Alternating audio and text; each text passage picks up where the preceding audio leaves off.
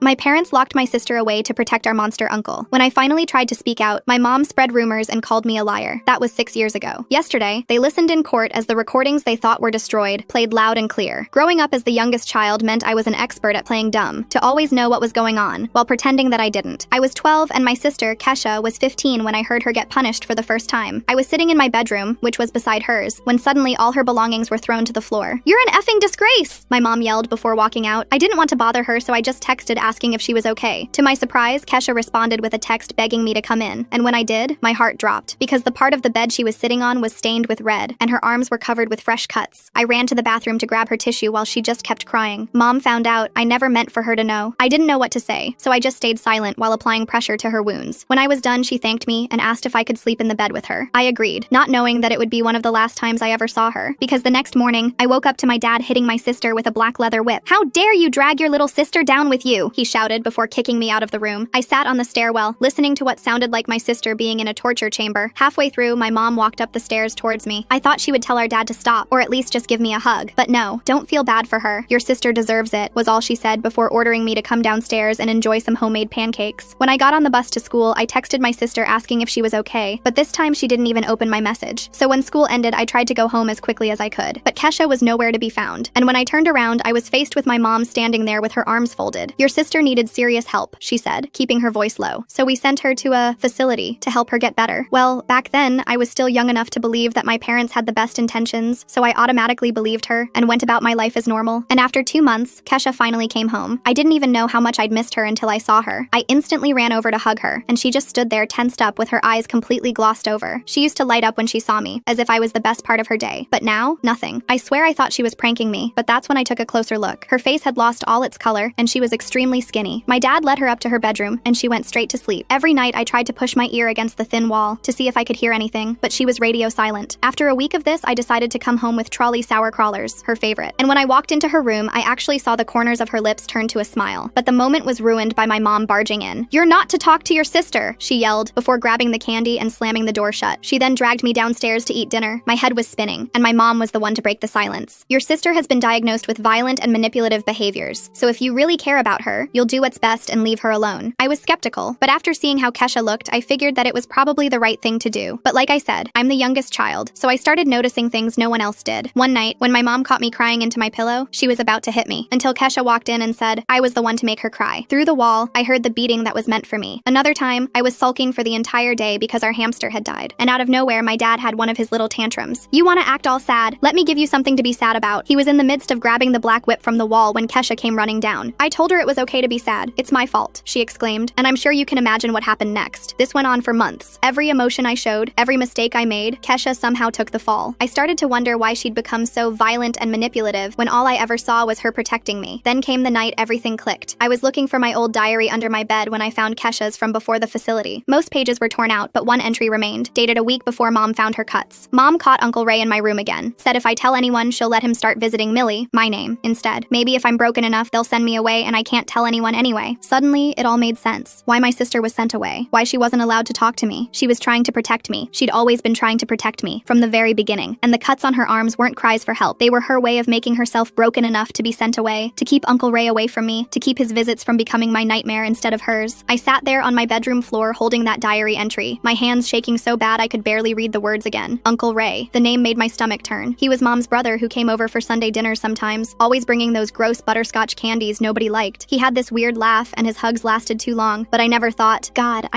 about why Kesha always found excuses to be somewhere else when he visited. I needed to talk to her, right now. But when I knocked on her door, she didn't answer. I tried the handle, but it was locked. I whispered through the crack that I found her diary, that I knew about Uncle Ray. The silence stretched so long I thought maybe she was asleep. Then I heard footsteps, slow and heavy, before the lock clicked. But she didn't open the door. Instead, I heard her slide down against it, and when I pressed my ear to the wood, I could hear her breathing, fast and panicked. I told her I was sorry, that I wanted to help. More silence. Then the sound of her getting up and walking away. A minute later, I heard the bathroom door slam shut. I sat outside her room for maybe an hour, waiting. Mom found me there when she came up to announce dinner. She asked what I was doing, and I made up some lie about dropping my earring. She stared at me for a long moment before telling me to wash up. At dinner, Kesha's chair was empty. Dad said she wasn't feeling well. Mom just nodded and passed the green beans. That night, I couldn't sleep. I kept thinking about all the times Uncle Ray had been at our house. All the times Kesha had suddenly needed to go to her friend's house or had homework that couldn't wait. How she'd started wearing baggy hoodies even in summer. How she'd flinch when any adult man man got too close. How blind I'd been. The next morning at breakfast, my parents dropped the bomb. They said Uncle Ray was getting divorced and needed somewhere to stay for a while. He'd be moving into our guest room next week. My spoon clattered into my cereal bowl. I looked at where Kesha sat, and her face had gone completely white. Her hands were shaking so bad she couldn't hold her orange juice steady. Mom noticed, and her voice got sharp. She said Keisha needed to stop being so dramatic. That family helped family. Kesha opened her mouth like she wanted to say something, then closed it again. Then she just got up and left the table. Dad yelled after her about being disrespectful, but she was already gone. I found her in the bathroom, throwing up. I held her hair back while she heaved into the toilet, her whole body shaking. When she was done, she sat on the floor and pulled her knees to her chest. She looked so small. I wanted to say something comforting, but what could I say? That everything would be okay? We both knew that was a lie. Over the next few days, Kesha started having what my parents called her episodes. She'd be sitting at dinner and suddenly start hyperventilating, or she'd be watching TV and burst into tears for no reason. Once I found her in the kitchen at 3 a.m., all the knives laid out on the counter, just staring at them. Each time our parents would roll their eyes and mutter about manipulation tactics and attention-seeking behavior. I tried to tell Mrs. Chen, the guidance counselor at school. I went to her office during lunch and started explaining about Kesha and Uncle Ray and the facility, but she cut me off, saying my parents had already called. They'd warned her I might come in with stories about my sister. Apparently, Kesha had a history of making me lie for her. Mrs. Chen gave me this pitying look and said she understood how hard it was to have a sibling with mental health issues. I left her office feeling like I'd been punched. My parents had thought of everything. They'd built this wall around us, brick by brick, making sure nobody would believe us if we tried to tell the truth. That night, I woke up to find Kesha curled up on my bedroom floor. She'd brought her pillow and blanket, making a little nest by my closet. When I asked what she was doing, she just said she couldn't sleep alone, not with him coming. I told her she could sleep in my bed, but she shook her head. The floor was fine. She just needed to be here. This became our new normal. Every night, she'd sneak in after our parents went to bed. Every morning, she'd sneak out before they woke up. It worked for about a week. Then one morning, Mom caught her leaving my room. The screaming started immediately. How dare Kesha manipulate me like this? How dare she drag me into her delusions? Didn't she realize she was scaring me? That's when I noticed the new lock on my door, one that locked from the outside. Mom demonstrated how it worked, clicking it shut while I was still inside. She said it was for my own protection, to keep Kesha from bothering me at night. The sound of that lock clicking shut made my chest tight with panic. Uncle Ray moved in on a Tuesday. He brought 2 suitcases and that same creepy smile. At dinner, he sat next to me, his knee bumping mine under the table. Every time it happened, I saw Kesha's jaw clench. She didn't eat anything, just pushed food around her plate while watching him like a hawk watches a snake. The first time he offered to help with my homework, Kesha lost it. I was at the kitchen table struggling with algebra when he pulled up a chair. He'd barely said hello when we heard pounding from upstairs. Kesha was locked in her room, beating on the door so hard the whole house shook. Mom ran up, yelling about property damage. Dad followed with the whip. I wanted to scream that she was just trying to protect me, but Uncle Ray's hand was on my shoulder, heavy and warm, and I couldn't make words come out. The beating lasted longer than usual. When it finally stopped, the house was eerily quiet. Uncle Ray squeezed my shoulder and said something about teenage girls and their dramatics. His breath smelled like coffee and cigarettes. I excused myself to the bathroom and threw up, just like Kesha had. Things escalated fast after that. Uncle Ray was always finding reasons to be near me, helping with homework, watching TV together, offering to drive me places, and every time Kesha would have another episode. She broke a window trying to get out of her locked room. She screamed so loud the neighbors called to check if everything was okay. She refused to eat for 3 days straight. My parents' solution was more punishment, more isolation. They put bars on her windows, took away her phone, removed everything from her room she could use to hurt herself or break things. They turned her room into a cell, and still she fought. Still she raged every time Uncle Ray came near me. I started finding things hidden around the house, notes in my backpack telling me to never be alone with him, a whistle tucked into my pencil case, phone numbers for hotlines written on tiny pieces of paper and stuffed in my shoes. Even locked away, even struck down, she was still trying to protect me. Then I found the phone. It was an old flip phone, hidden inside a tampon box under the bathroom sink. When I opened it, there were dozens of audio files. I pressed play on one and heard Uncle Ray's voice, low and threatening, telling someone to be a good girl, telling them nobody would believe them anyway, telling them to think about their little sister. My hands were shaking so bad I almost dropped the phone. This was it. This was proof. I had to show someone, tell someone, do something. But when I came out of the bathroom, Mom was standing there. She held out her hand, and I knew she'd heard everything. I tried to run, but she grabbed my arm. She took the phone and smashed it against the wall. Pieces of plastic scattered across the floor. She said Kesha was getting worse, making fake recordings now, creating elaborate lies to support her delusions. Didn't I see how sick my sister was? How she needed help? I wanted to scream that Mom was the sick one, but I just stood there, watching her sweep up the broken pieces of our evidence. That night at dinner, they announced Kesha would be going back to the facility. A longer stay this time, maybe permanent. They'd found a good place that specialized in cases like hers. Uncle Ray nodded along, saying it was for the best. I couldn't eat. I just stared at my plate while they discussed my sister like she was a problem to be solved. I tried to call my grandma that night, snuck downstairs after everyone was asleep and dialed her number. But Mom appeared before she even answered. She took the phone and explained that I was having a hard time with Kesha's illness, that I'd been making up stories, just like my sister taught me. I could hear Grandma's concerned voice through the speaker, agreeing that it must be so difficult for them. The walls were closing in. Every avenue I tried was already blocked. Every person I might tell had already been warned about the crazy sisters who made up horrible lies about their loving family. We were trapped in this house with a monster, and nobody nobody would believe us. Kesha knew it too. I could see it in her eyes when they let her out for meals. The fight was draining out of her. She moved like a ghost, thin and pale and silent, but she still watched Uncle Ray, still positioned herself between him and me whenever she could, still made sure we were never alone together. The breaking point came on a Thursday night. I was doing homework in my room when I heard the lock click. Uncle Ray opened the door, saying Mom had asked him to check on me. My whole body went cold. I said I was fine, that I didn't need help, but he came in anyway, closing the door behind him. He sat on my bed, too close, and started talking about how hard this must be for me, how confused I must be, how Kesha had filled my head with lies. His hand touched my knee and I jerked away. He laughed, that creepy laugh, and said I was just like my sister. Too dramatic, too sensitive. That's when we heard it. Screaming from down the hall. Not regular screaming, but something primal and terrifying. Uncle Ray jumped up and ran out, and I followed. Kesha's door was open, and she was on the floor, blood pooling around her. She'd found something sharp, I never found out what, and she'd used it. Mom was on the phone with 911. Dad was trying to stop the bleeding. Uncle Ray stood in the doorway, and for the first time, he looked scared. I dropped to my knees beside Kesha, pressing my hands against the wounds just like I had that first night. She looked up at me and mouthed 2 words: flash drive. The ambulance came fast. They loaded her onto a stretcher while my parents played the part of concerned family. I heard Mom telling the paramedics about Keisha's history of self-harm, her recent escalation, her manipulation tactics. But one of the paramedics, a young woman with kind eyes, kept looking at Keisha strangely, like she recognized something in her face. While everyone was distracted, I ran outside. The old treehouse Dad built when we were little sat in the backyard, rotting and forgotten. I climbed up, splinters digging into my palms, and felt around in the dark. There, wrapped in plastic and duct tape, was a flash drive. I shoved it in my pocket just as Mom started calling my name. I climbed down and ran back, saying I'd needed air. She looked suspicious, but was too focused on following the ambulance to question it. We all piled into the car, Uncle Ray included, and drove to the hospital. They wouldn't let me see Kesha. Family only, they said, and apparently that meant just my parents. I sat in the waiting room with Uncle Ray while my parents talked to doctors. He kept trying to make conversation, but I stayed silent, the flash drive burning a hole in my pocket. Hours passed. Finally, a doctor came out and said Kesha was stable. She'd need to stay for observation, possibly be transferred to a psychiatric facility. My parents nodded like they'd expected this, like they'd planned it. Uncle Ray put his hand on my shoulder again, and this time I didn't have the energy to pull away. But then something unexpected happened. A different doctor appeared, asking to speak with my parents privately. They looked confused but followed him. Uncle Ray and I were left alone in the waiting room, and I could feel his eyes on me. He started to say something, but I got up and walked to the bathroom. Inside, I locked the door and pulled out the flash drive. I needed to see what was on it, but I didn't have a computer, and my phone was at home. I stood there, holding this tiny piece of plastic that might save us, with no way to access it. When I came out, the waiting room was chaos. Police officers were talking to my parents. Mom was crying, saying there must be some mistake. Dad was red-faced, demanding to know what was going on. Uncle Ray was nowhere to be seen. A female officer approached me. She introduced herself as Officer Martinez and asked if I was Millie. When I nodded, she knelt down to my eye level. She said Kesha had told them some things, that they needed to investigate, that I might need to answer some questions. My parents tried to intervene, saying I was confused, that Kesha had filled my head with lies. But Officer Martinez held up her hand. She said Kesha had been very specific, that she'd documented things, that she'd been protecting me. Did I know anything about that? I felt the flash drive in my pocket. This was it, the moment everything could change. But looking at my parents' faces, twisted with rage and fear, I hesitated. They'd been so careful, so thorough. What if the police didn't believe me? What if they took the flash drive and it disappeared like the phone? That's when I saw her, the paramedic with the kind eyes. She was talking to another officer, gesturing animatedly. I heard her say something about mandatory reporting, about signs she'd recognized, about how she'd made sure to get Kesha alone during transport. My parents were getting louder, threatening lawsuits, demanding lawyers. They said Kesha was mentally ill, that she'd been diagnosed with manipulative, violent behaviors. They had paperwork from the facility to prove it. Officer Martinez looked uncertain. I made my decision. I walked up to Officer Martinez and pulled out the flash drive. I said Kesha hid this for me, that it had evidence, that Uncle Ray had been hurting her and my parents knew. The words tumbled out in a rush, years of silence breaking like a dam. My parents lunged for the flash drive, but the officers stepped between us. Mom was screaming that I was lying, that Kesha had brainwashed me. Dad was shouting about parental rights and false accusations. But Officer Martinez took the flash drive carefully, like it was made of gold. They took us all to the station, me in one car, my parents in another. I gave my statement in a small room with soft chairs and a box of tissues on the table. I told them everything. About the first night I found Kesha cutting, about the beatings, about Uncle Ray moving in, about the locks and the isolation and the way they'd convinced everyone we were crazy. The detective taking my statement was patient, letting me talk without interrupting. When I finished, she said they'd need to look at what was on the flash drive, that I'd done the right thing, that Kesha had been very brave, and so was I. I found out later what happened during that ambulance ride. Kesha had used her injury as a calculated risk. She knew they'd have to take her to the hospital, knew that during transport she'd be alone with medical professionals for the first time in months. The paramedic who'd recognized the signs of abuse had been trained in trauma response. She'd seen enough victims to know the look in Kesha's eyes. Keisha had told her everything during that ride, about Uncle Ray, about the cover-up, about the flash drive hidden in the treehouse. The paramedic had followed protocol, reporting to her supervisor, who contacted the police. By the time we reached the hospital, the investigation was already beginning. The flash drive contained everything: photos of Kesha's injuries that she'd taken in secret, audio recordings of Uncle Ray's threats, and my parents' acknowledgement acknowledgement of what was happening. Medical records she'd somehow copied showing discrepancies between her actual injuries and what my parents reported. Even emails between my parents and the facility, discussing payment for intensive isolation therapy to break her resistance. Uncle Ray was arrested at a motel 2 towns over, trying to leave the state. My parents were charged with child endangerment and conspiracy. The facility was investigated and eventually shut down, and Kesha and I were placed with our grandmother, who cried when she learned what had been happening under her nose. Kesha spent a month in the hospital, then came to live with Grandma too. She was different, quieter, but the light slowly came back to her eyes. We shared a room by choice this time, and every night I'd hear her breathing and know we were safe. She started therapy, real therapy, not the kind designed to break her. Started eating again, started smiling when I brought her trolley sour crawlers. The trial was hard, testifying against our parents, seeing Uncle Ray in court, reliving everything for strangers. But Officer Martinez was there, and the kind paramedic, and our grandmother who held our hands and whispered that she believed us, had always believed us, would always believe us. They were all found guilty. Uncle Ray got the longest sentence. My parents got less time but lost all parental rights. Some family members took their side, said we'd destroyed the family with our lies, but others came forward with their own suspicions, things they'd noticed but dismissed, signs they'd ignored. Kesha graduated high school a year late but with honors. She went to college, became a social worker, dedicated her life to protecting kids like us. I followed a different path but carried the same purpose. We never forgot those nights in our childhood home, but we refused to let them define us. Sometimes I think about that first night, finding her with those cuts on her arms, how she'd hurt herself trying to become broken enough to be sent away, to keep Uncle Ray from moving on to me, how every beating she took, every punishment she endured, was her standing between me and a monster. She was 15 years old, carrying a burden that would break most adults, and she carried it alone for so long. But she wasn't alone in the end. The system that failed us at first eventually worked. Good people did their jobs. The truth, documented and preserved on a tiny flash drive, set us free. And Kesha's sacrifice, her strength, her refusal to let him touch me even at the cost of her own safety, saved us both. We still live with scars, inside and out. Trust comes hard. Loud voices make us flinch. Locked doors trigger panic. But we survived. We're free. And every night, in our own homes now, we can sleep knowing the monsters are locked away, and the locks only work from the inside. That's the thing about playing dumb, about being the youngest who notices everything. Sometimes you see too much. Sometimes the truth is worse than any nightmare. But sometimes, if you're lucky and brave and have a sister willing to sacrifice everything for you, sometimes the truth can save you too. The trial date got set for 6 months out. Grandma hired a lawyer who specialized in cases like ours, some woman named Patricia who wore pantsuits and had this way of making you feel like everything would be okay. She came to the house every week to prep us, going over our testimonies until I could recite mine in my sleep. Living with Grandma was weird at first. Her house smelled like lavender, and she kept trying to feed us constantly. Like if she could just get enough food in us, it would fix everything. Kesha barely ate anything those first few weeks. She'd push mashed potatoes around her plate while Grandma watched with worried eyes. School was rough. Word got out about why we were living with our grandmother. Some kids were cool about it, but others whispered in the hallways. I heard someone's mom say we were probably lying for attention. Another said no mother would ever cover up something like that. They didn't know about the flash drive yet. Kesha had to do senior year over again since she'd missed so much. She didn't complain, just showed up every day in Grandma's hand-me-down car. I'd see her in the hallway sometimes, keeping her head down, books clutched to her chest like armor. When guys got too close, she'd freeze up. When teachers raised their voices, she'd flinch. The prosecution lawyer, some guy named David, was building the case. He had the flash drive contents printed out in these massive binders. Photos, transcripts, medical records. Seeing it all laid out like that made it real in a way that living through it hadn't. This happened. We had proof. We weren't crazy. Uncle Ray's lawyer tried to get the evidence thrown out, said it was obtained illegally or something, but the judge shut that down fast. The recordings were clear. His voice talking about things that made the court reporter look sick. Mom's voice agreeing to keep quiet. Dad's voice threatening Kesha if she told anyone. My parents got separate lawyers. They tried to turn on each other, each claiming the other was the mastermind. Mom said Dad forced her to go along with it. Dad said Mom was the one who invited Ray to stay. Their lawyers must have told them to shut up because after that first week, they stopped talking to the media. Patricia had us do practice runs in her office. She'd pretend to be the defense lawyer, asking horrible questions. Why didn't we tell anyone sooner? Why did Kesha hurt herself if she wasn't actually mentally ill? How did we know the recordings weren't fake? Each question felt like being punched, but Patricia said it was better to be prepared. Kesha started going to therapy twice a week. Real therapy this time, with a woman who specialized in trauma. She'd come back exhausted, eyes red from crying. But slowly, something shifted. She started eating regular meals, started listening to music again. Even laughed once when I tripped over Grandma's cat. The defense tried to dig up dirt on us. They found out about my failed history test, tried to paint me as a liar who needed attention. They brought up every time Kesha had ever gotten in trouble at school, trying to prove she was violent and manipulative just like our parents said. But Patricia was ready for all of it. 3 months before trial, Kesha got accepted to community college. Just part-time, just a few classes, but it was something. She picked social work courses, said she wanted to help kids like us. Grandma cried happy tears and made a cake. It felt weird celebrating anything, but we did it anyway. More evidence kept surfacing. Other families who'd used that facility started coming forward. Turns out intensive isolation therapy was their specialty. Kids locked in rooms for days, medications forced on them to keep them quiet, parents paying extra for staff to look the other way. The whole place was rotten. Uncle Ray tried to make a plea deal. His lawyer contacted extended hours, offering to plead guilty to lesser charges. Patricia laughed in their faces. She had him on those recordings, had photos Kesha had managed to take, had my testimony about that night he came to my room. He wasn't getting off easy. My parents kept trying to contact us. Letters showed up at Grandma's house, full of apologies and explanations, how they were just trying to protect the family, how they never meant for things to go so far, how they loved us and wanted us to come home. Grandma burned every single one in the fireplace. The trial finally started on a Monday in April. The courthouse was this big stone building that made me feel tiny. Reporters were outside, but Patricia hustled us through a side entrance. The courtroom smelled like old wood and fear. I sat between Grandma and Kesha, trying not to throw up. Opening statements were brutal. The prosecution laid out everything chronologically: the abuse, the cover-up, the facility, the recordings. David was methodical, building the case piece by piece. The defense tried to paint us as troubled girls who made up stories, said the recordings were taken out of context, said Kesha's self-harm proved she was unstable. When they played the first recording, Mom started crying. Not pretty tears, but ugly sobbing that made the judge call a recess. I wanted to feel bad for her, but all I could think about was Kesha locked in her room, trying to protect me while Mom knew exactly what was happening. Kesha testified first. She was amazing, calm, clear, detailed. She explained about Uncle Ray's visits, about how Mom threatened to let him visit me instead, about cutting herself hoping they'd send her away, about taking beatings meant for me. The defense lawyer tried to trip her up, but she never wavered. My turn came on day 3. My hands shook so bad I could barely take the oath, but then I looked at Kesha, and she gave me this tiny nod. I told them everything, finding her diary, the night in my room, the flash drive in the treehouse, how they'd convinced everyone we were lying before we even tried to tell. The defense lawyer asked why I didn't tell anyone sooner. I explained about Mrs. Chen, how my parents had called ahead. He asked why I believed Kesha over my parents. I said because Kesha bled for me, took beatings for me, gave up everything to keep me safe. Parents were supposed to protect you, not cover up for monsters. Uncle Ray took the stand in his own defense. Big mistake. He tried to claim everything was consensual, that Kesha had come on to him. The prosecution destroyed him with the recordings. His voice threatening a 15-year-old. His voice talking about visiting me next. By the end, even his own lawyer looked disgusted. Mom testified that she was scared of Dad, that he forced her to keep quiet, but the emails destroyed that story. Her messages to the facility, paying extra for isolation therapy. Her voice on the recordings, calm and cold, telling Ray to be more careful. Her Google searches about how to deal with troubled teens who make accusations. Dad tried to claim he didn't know what Ray was doing, said he thought Kesha was lying for attention, but there was a recording of him telling Ray to keep it quiet and promising to handle Kesha if she caused problems. His own words buried him. The facility director testified under immunity. He detailed their program, how parents paid premium prices for them to break down difficult children, how they used isolation, medication, and punishment to make kids compliant, how my parents specifically requested the harshest treatment to stop Kesha from talking. Character witnesses came next. Teachers who'd noticed changes in Kesha but were told she was going through a phase. Neighbors who heard screaming but believed my parents' stories about teenage tantrums. Friends' parents who thought something was off but didn't want to interfere. All of them saying they wished they'd done something. Patricia brought in experts to explain trauma responses, why Kesha hurt herself, why she didn't run away, why she protected me instead of saving herself. They talked about something called trauma bonding, about how abusers isolate victims, about how parents covering up abuse damages kids in ways that last forever. The medical examiner who looked at Kesha's records testified about inconsistencies, injuries that didn't match my parents' explanations, patterns that suggested repeated abuse over time, scars in places that would be hard to reach if you were hurting yourself, evidence that backed up everything on the flash drive. Closing arguments took a whole day. David walked the jury through everything step by step, the timeline, the evidence, the recordings. He played Uncle Ray's voice one more time, talking about visiting me next. He showed photos of Kesha's injuries. He read the emails about breaking her down. He made it impossible to ignore. The defense tried everything, said we were coached, said the recordings were edited, said Kesha was mentally ill and I was manipulated. But they had nothing to counter the evidence. No explanation for the recordings. No reason why parents would pay for torture disguised as therapy, unless they had something to hide. The jury deliberated for 2 days. 2 days of me pacing Grandma's living room. 2 days of Kesha staring at nothing. 2 days of waiting to see if anyone would believe us, really believe us, after all the lies our parents had spread. When the verdict came, we sat in the courtroom holding hands. Guilty on all counts for Uncle Ray. Guilty of child endangerment for Mom. Guilty of conspiracy for Dad. Guilty of failing to protect us. Guilty of covering up abuse. Guilty of paying to have Kesha tortured into silence. Guilty, guilty, guilty. Ray got 25 years. Mom got 12. Dad got 15. The facility director got 10. The place shut down. All the kids sent home or to real treatment centers. Other parents got investigated. Some kids finally got help. Others were too broken to save. After the trial, reporters wanted to talk to us. Patricia handled them while we went home with Grandma. Keisha slept for 16 hours straight. I sat by her bed, watching her breathe, finally understanding the weight she'd carried. She'd been Atlas holding up the sky, keeping it from crushing me. We stayed with Grandma permanently. She painted our rooms whatever colors we wanted. Bought Kesha a guitar when she mentioned wanting to learn. Let me get a dog even though she was allergic. She spent the rest of her life trying to make up for not seeing what was happening, even though we told her it wasn't her fault. Kesha did become a social worker. Took her 6 years to get through college because sometimes the trauma would knock her back. But she made it. She works with kids now, the ones nobody believes. She knows what to look for. She knows how to help. She saves them the way she saved me. I became a teacher. Elementary school, where maybe I can spot the signs early. Where I can be the adult who notices, who asks the right questions, who doesn't accept easy explanations, where I can teach kids that secrets that hurt aren't meant to be kept. We don't talk to most of our extended family. They chose sides, and it wasn't ours. But we built a new family. Friends who became sisters. Mentors who became mothers. People who believed us from the start and never wavered. People who understood that family isn't blood, it's who shows up. Sometimes I still have nightmares about that lock on my door. Sometimes Kesha still flinches when someone moves too fast. We both go to therapy. We both take medication. We both have days where the weight of it all feels crushing, but we survived. We're here. We're free. The last time I saw my parents was at sentencing. They looked smaller somehow, older. They tried to catch my eye, maybe hoping for forgiveness, but I looked at Kesha instead, at the sister who bled for me, who took beatings meant for me, who sacrificed her childhood to save mine. That's what love looks like. Not apologies after you get caught. Uncle Ray died in prison 5 years into his sentence. Another inmate, they said. We didn't go to the funeral, didn't mourn, just felt this weird emptiness like when you finally throw out something rotten that's been stinking up your house. The smell lingers for a while, but eventually fresh air wins. Kesha got married last year. Small ceremony, just close friends and chosen family. She picked a good one, someone patient and kind who understands why she needs the lights on sometimes, why she triple checks locks, why she can't watch certain movies. He loves her anyway, maybe especially because of her strength. I'm in grad school now, studying child psychology. Want to understand more about how to help kids like us. My thesis is on sibling protection in abusive homes, how older siblings become shields, how they sacrifice themselves, how that trauma shapes both kids forever. Kesha reads my drafts, corrects my assumptions, shares what I missed. We text every day. Nothing major, just checking in. Stupid memes, complaints about work, pictures of my dog, normal sister stuff that we never got to have before. We're making up for lost time, building the relationship that was stolen from us. It's different than it would have been, but it's ours. Last week was the anniversary of the day she came home from the facility. We don't usually mark it, but this year felt different. We met for lunch, just the two of us. Sat there eating sandwiches and not talking about it, but both knowing, both remembering, both grateful we made it out. She brought me trolley sour crawlers for dessert, the tropical kind she knew I loved. We sat in her car eating them, lips puckering from the sour coating. For a minute, we were just sisters. Not survivors or victims or any of those heavy words. Just two girls sharing candy, like we should have been able to do all along. That's the thing about trauma. It doesn't go away. It lives in your bones, shapes how you move through the world, but it doesn't have to define you. Keisha taught me that. She showed me how to be strong, how to protect others, how to document the truth, how to survive when the people who should protect you become the danger. We're okay now. Not perfect, not healed, but okay. We have bad days and good days and days where we forget for a while. We have lives and careers and people who love us right. We have each other, which is what got us through in the first place. Two sisters against the world, and the world didn't win. I still play dumb sometimes. Old habits die hard, but now I know when to speak up, when to show what I know, when to protect others the way Kesha protected me. The youngest child who sees everything, who finally learned when to tell.